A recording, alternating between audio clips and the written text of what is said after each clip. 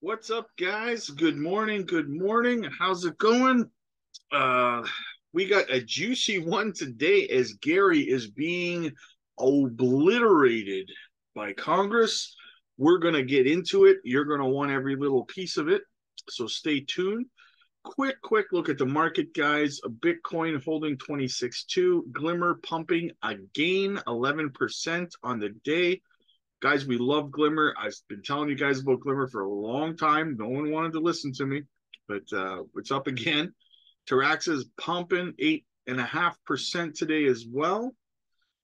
What else we got, guys? What else do we got? Jasmine down 1%. A little bit of a pump for API 3. Matic down. DCAs this morning, guys, going to have to go with Algo XDC and probably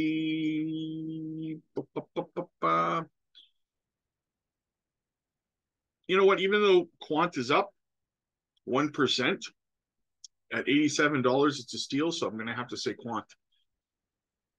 All right, so let's get into it here, guys. A quick little one here from Tony Edwards. Maxine Waters in 2021. I love SBF and FTX. Send crypto donations to me and my Democrat friends. Maxine Waters 2022-2023. Crypto is a scam and dangerous, and Gary Gensler is a knight in shining armor. Facts. Let's have a look, guys. Check this out. Eleanor Tourette. Someone sitting behind Gary Gensler flashed the stand with crypto NFT on a phone. The shield is described as a symbol of unity for the crypto community seeking sensible crypto policy. Look at that. That is a win, in my opinion, guys. All right. Throughout his tenure, SEC Gov Chair Gary Gensler, this is from Financial Services GOP, Gary Gensler has blatantly ignored Congress be it when considering rulemakings or responding to lawmakers' oversight requests. Republicans continue to bring long overdue accountability to Gensler's SEC. Sick 'em, boys. Let's get into this a little bit. You guys are going to love this. Welcome back, Chairman Gensler. Last time you were before the committee, I voiced my concerns regarding your reckless approach to rulemaking, lack of capital formation agenda, crusade against the digital asset ecosystem, and unresponsiveness to Congress. So many things change, so many things remain the same. Those are the same issues on the docket today. This means that in the last 5 months, you've done nothing to remedy the legitimate and often bipartisan concern expressed by this committee and these committee members. That is disgraceful. So let's run through them again. Let me be clear, Chairman Gensler, our patience is wearing thin. First, the Securities Exchange Commission's current approach to rulemaking jeopardizes the integrity of our financial markets and puts investors at risk. There's a critical need for comprehensive economic analysis of the rules you've proposed and their interaction with one another. Under your leadership, the Commission has failed to adequately assess their interplay and cumulative impact. That's shoddy work for an important agency and does not adhere to the SEC's mandatory statutory authority. While the Securities Exchange Commission is engaged in a wide-ranging regulatory agenda, you seem to have overlooked the importance of public input, resulting in bipartisan bicameral concerns.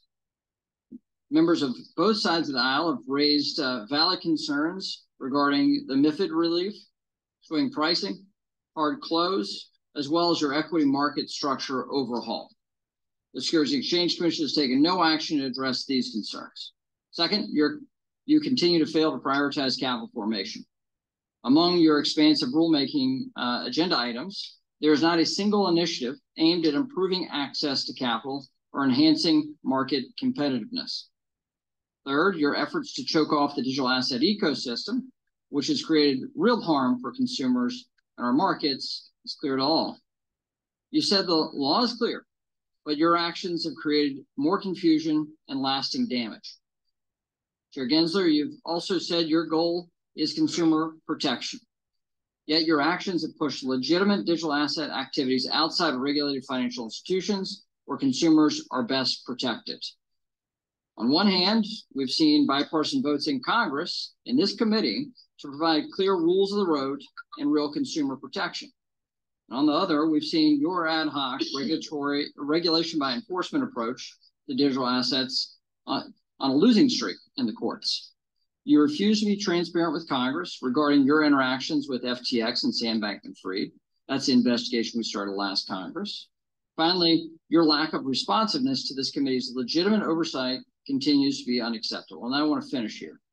In February, the committee made multiple requests for documents to the Securities Exchange Commission. This is normal congressional oversight. Yet 7 months later, the committee has not received a single non-public document that was not part of a FOIA production. As I said, our patience is wearing thin. The SEC is not above the law, nor is it unique. Other financial regulators have routinely complied with congressional oversight. So let me be clear. I do not want to be the first chairman of this committee to issue a subpoena to the Securities Exchange Commission. And you should not want to be the first SEC chair to receive a congressional subpoena. Either we find a path forward where the SEC recognizes Congress as a co-equal branch of government and is responsive to our oversight duties, or my option is to issue a subpoena. It's time for you to consider the lasting consequences of your actions, and what that means to the Securities Exchange Commission's reputation long term. While your time in this role may be temporary, the repercussions for your actions may be permanent for the agency. I yield. Boom. Duck the clothesline, Gary. Duck the clothesline, brother. Let's get into this next little clip here. Your view on Bitcoin, you've made comments on this. You believe Bitcoin is not a security. Is that true? Well, I think the staff of the SEC have also, and the prior I'm chair. just asking you this question. This is not a gotcha. I thought this was going to be an easy softball into harder questions. You think Bitcoin is a security? No, I think I've said this in the past that I think that I'm asking you to answer my question now. This is not supposed to be hard. I know. I said it does not meet the Howey test, which is the law of the land about being. So it doesn't meet the Howey test. So therefore, it's a commodity. Is that fair? I would say it's not a security, and then the test is otherwise for other laws. What a clown. What a clown. What else do we got going on? Bitcoin is not a security. We already covered that one. What else we got? We covered that. Oh, this is good. This is gold, guys. You're going to love this. Right. We are blessed with the largest, most sophisticated, most innovative capital markets in the world, but we cannot take this for granted.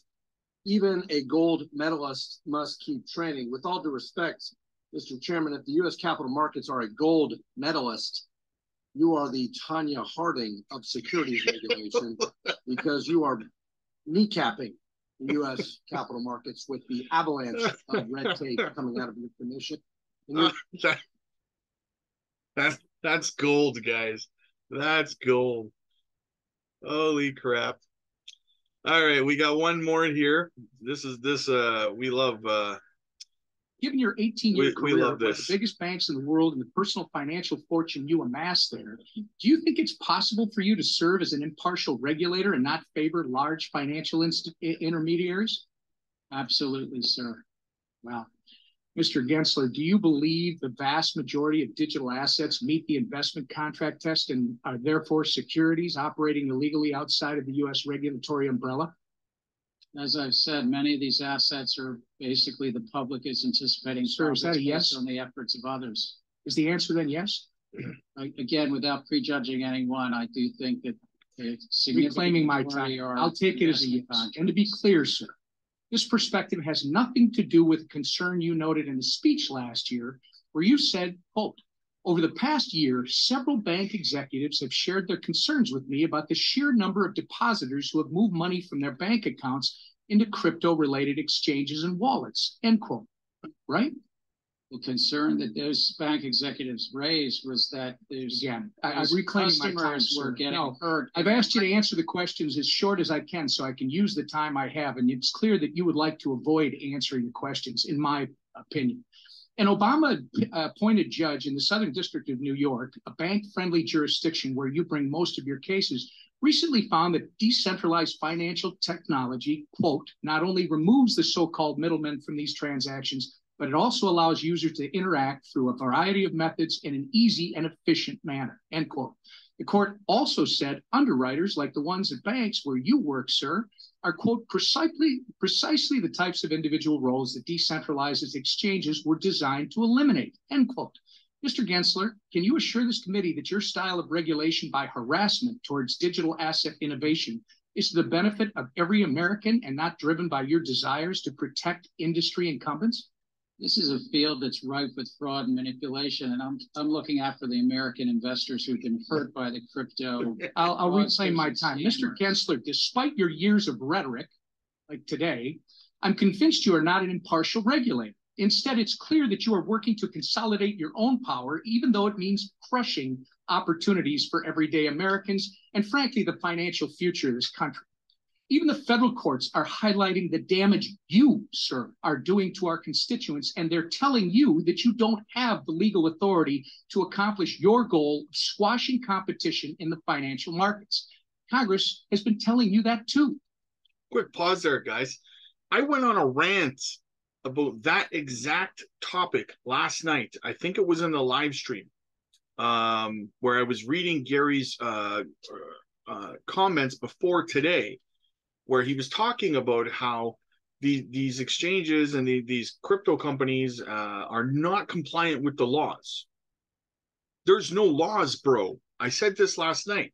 The courts and Congress have both made it perfectly clear to you that the laws that you're saying and the compliance that you're saying that people are not coming into does not exist, bro.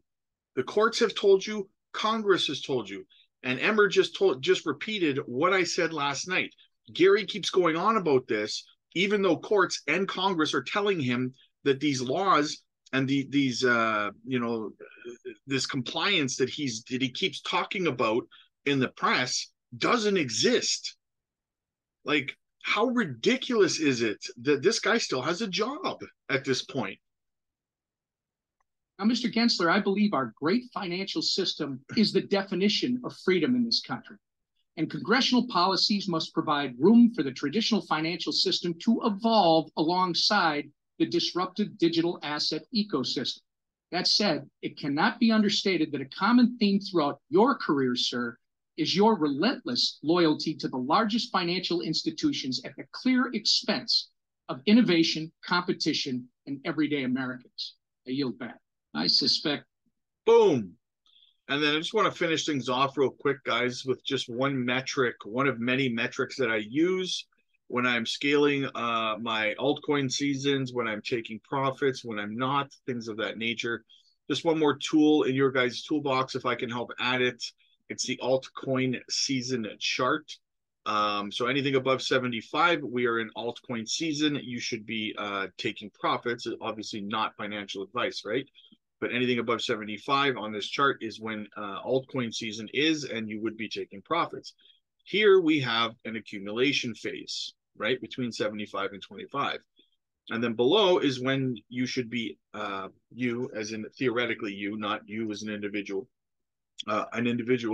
should be buying heavier into altcoins, because down here we have Bitcoin season, right? This is when Bitcoin will be running, because this is the altcoin chart, right? So when we're down here below 25, that means a Bitcoin dominance, and Bitcoin is running, because altcoins won't run at the same time, right? So just kind of another tool for you guys to use to gauge where the market might be and help guide your decisions on what you want to do, whether you want to buy, whether you want to sell, whatever the case might be. So I hope that maybe that is a little bit helpful for some of you guys that are newer to the space. And yeah, that's it for this morning so far, guys. I hope you enjoyed Gary being torn a new one. I will be back later with some more. So smash the like, smash the subscribe button, guys. Really trying to push to 1,000 subs here. So let's get it. And yeah, check out LBank, the channel sponsor down below. And join the member side, guys, for exclusive content, get in early on projects, low cap gems, get in super early on new projects that haven't seen bull runs yet. opportunities at one-on-one conversations with myself, pick my brain. We can go over your portfolio.